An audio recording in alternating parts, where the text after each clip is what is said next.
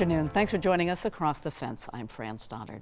June is National Home Ownership Month, and our friends at USDA Rural Development regard it as a 30-day celebration of success, as housing programs make up the bulk of the agency's funding portfolio. Today, we are joined by Sarah Waring. She is the U.S. Department of Agriculture's Director of Rural Development for both Vermont and New Hampshire. And the last time we spoke about USD housing programs, Sarah brought back some stories from her team. Let's look at some of those. The mothers who have found good homes for their kids after a tough divorce. Families recovering from unemployment. Their experiences are why our housing staff at USDA gets out of bed in the morning. They are the true champions for people in our rural communities who deserve a chance at the American dream of home ownership and just need a little boost to get there. Good afternoon, Sarah. It's awesome that you can do this wonderful work and share the celebration with your team and continue to help people with housing, which is such a huge issue in Vermont. It's a huge issue, and this is a great month to talk about all the details, right, that come into home ownership. Thanks for having me on. Oh, well, of course, it's great to have you here. So these stories that you hear from people finding good homes, they're heartwarming. They are also rewarding for you and your team. But that's really not the whole story to housing from USDA Rural Development. That's right, Fran. We have a large portfolio in simply home ownership, right? Those loans that get people in the door. But the bulk of our program is also made up with our home repair grant and loan program. So that program helps people who are having challenges with those homes, right? So it's a repair program for public safety, for health and well-being within the home. And it's really popular given that Vermont is one of those states with a lot of crazy weather and, you know, snowstorms and all the rest of it. And wet basements like mine. Wet basements, exactly. So what is the eligibility for the funding? Sure. So both there are rural geography eligibilities and there are income eligibilities. We work with folks who are low income or very low income. They have to be in rural areas. And then if they are older, if they're 62 or older, we actually have a grant for them because often those folks are on fixed incomes. So it's a small loan to the homeowner to fix whatever is going wrong in the house. We can do windows and doors, and we can do roofs, and we can do accessibility projects or in-home mitigation of hazards as well. But what's cool about this funding for me is that this also can do things that will improve your bottom line as a homeowner. In other words, reduce your costs, but you can also reduce your carbon emissions and do energy efficiency projects as well. Awesome, and then things will cost you less because there are those projects you put off because affordability can be tough. That's right. That's exactly right. Well, and we have one of your customers here today who fits that description. Kate and Ken Fredette are from Rutland County, the town of Wallingford. Ken is here to share his family's experience with Rural Development's home repair, loan, and grant program. Ken, welcome, and thank you so much for being with us. Oh, thanks for having me. It's good to be here. Yeah. Well, I understand that you and Kate spent many years, you've always lived close to the land, but you actually were camping with your children before you had the opportunity to build a house on the grid. Tell us a little bit about that and your work in your early life. Oh, sure. Yeah, you're right. Kate and I love the outdoors. She grew up on a farm. I worked on my uncle's farm during my adolescent years for many years, and we were newly married, fairly newly married. I was working as a diver in the offshore oil fields in the Gulf of Mexico. Wow. And it was seasonal work. We came up to Vermont for the winters, and a couple winters in there, our first child was born, and when we went back down for the next diving season, it became apparent very quickly that this was not a conducive life for raising a family, being gone all the time. So we came back to Vermont. I found work, and we decided everything was going well. We're going to have a second child, and we were doing that, and all of a sudden I lost my job. The company just folded up unexpectedly. It was like no warning. So there we were with no job, no health insurance, child and one on the way, and I said, whoa. And my wife Kate said, well, my mom has land down in Wallingford. Why don't we go camping? And I said, that's a swell idea. We always liked camping, never did it as much as we liked. But I found work, happy ending. They picked up the pregnancy and the delivery and all that.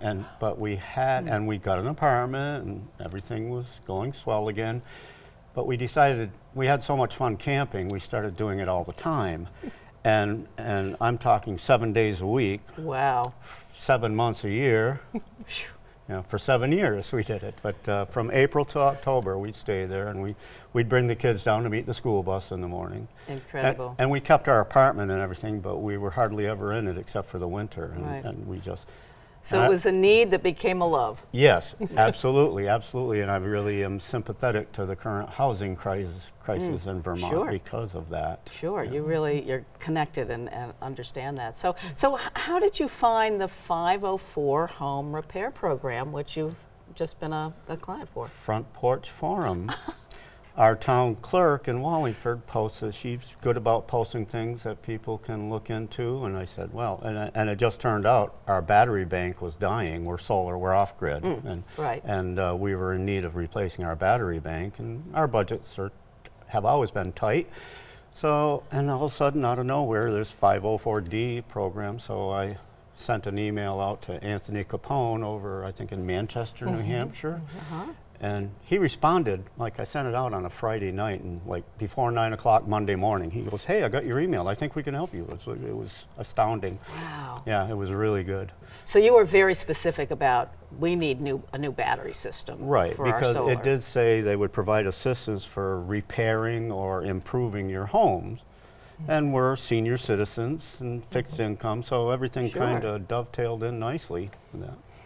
Fantastic. And so what kind of difference have those batteries made in your lives? Oh my goodness. And I'll back up just a little bit. When going down through, after talking with Anthony, and he put us on to other people, a young man that had a remote cabin up in Maine, Ryan Mathis, and he told me, well, Ken, technology has really evolved since you built your place 13. You were an early adopter. Yeah, we were 13 years, and so we actually got a few more panels to extend that, but the batteries are the amazing thing. I had 8 lead-acid batteries on a roller cart we had custom made, 1,000 pounds of batteries under the stairs, so I have to open a hatch and roll them out like every other month to check the water. And I'm not getting any younger, pushing them back in and all that. We're supposed to do it every month, but I get away with like every other month. But these new batteries, we got 2 of them originally, and you can pick them up. They're like 90 pounds. Our other ones were 125, 125 pounds. But anyways, 1,000 pounds, am I doing my math right? No, 225 they weigh. 225. Yeah. So what a difference for you, and as physically as we get older, these things aren't easy. And maintenance free. You don't have to move them. You can keep them in your bedroom closet if you want. No hydrogen gas, nothing. And they're guaranteed for 10 years, probably last 20. And the 2 batteries replaced our 8 batteries. We were so impressed, we changed our project a little bit and got a 3rd battery. Now we don't have to run our generator hardly ever. Wow. It's amazing, an amazing change.